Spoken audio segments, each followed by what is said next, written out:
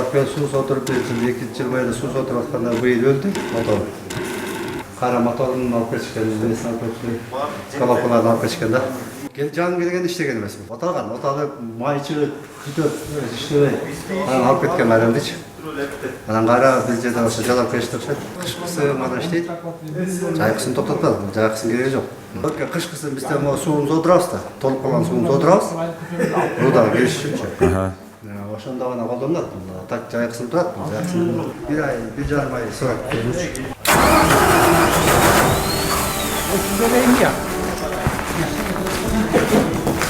Мынакей азыркы учурда даже компрессорун от алгыстыра албай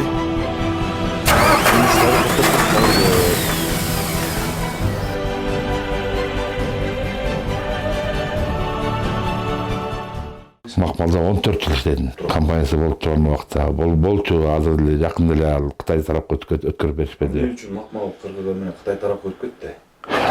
Анын ошол алтын запасы түгөндү, кыргыз алтын өзү иштеткенге деген убутчусу болуп калды деп өткөрүп салышты да. Анан убутчусу болбош келе өзү иштебес деп эле местный элдер чыгат, бирок кандай системаны өткөрүп салышты. Эмне болду билбейм, анын кыргыз алтын немелери ошондо өткөрүштү да. Билим деңгээли иштеткенге кудурет жетет. Аякта просто уруну токтотуш керек да.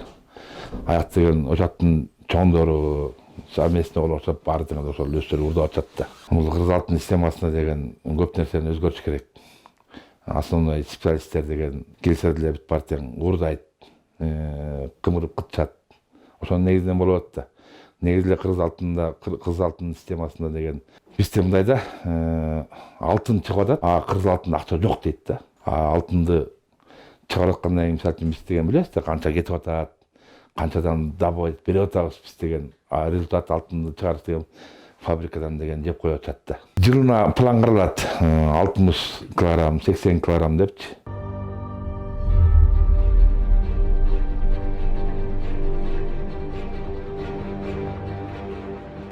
Азыр бизде техника жок да, бизге деген азыр деген мына быйылкы жылкыга деп же жабыларыбызды билбейбиз, же иштейбиз деп карьера болгондон кийин любой жерде карьерный техника алыш керек да, именно карьерный. Бизге деген бул деген тендер деген балекет чыгып алган. Кыргыз алтын деген ошону эметип туруп арзан баада песочный экскаваторлорду, карьерный эмес, бул дорожный экскаваторлор, дорожный ховолор да буларчы. Деген работниктердин күчү менен эле чыгып келет да.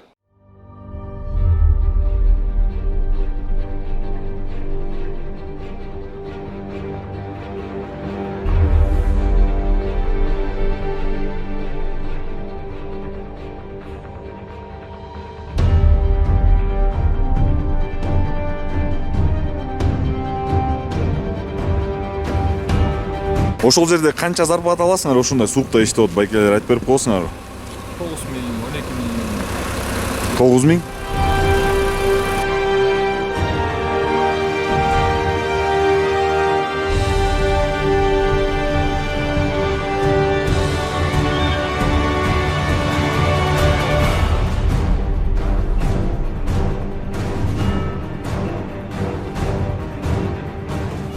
Кыргыз алтын чоңдорунда заинтересован көп экен да бияктанчы. Анткени снабжение, экинчиден деген биякта келген смазочный материалдар болобу. Ушул биякта эмне келсе, ошол аркылуу көп киши пайда көрөт экен.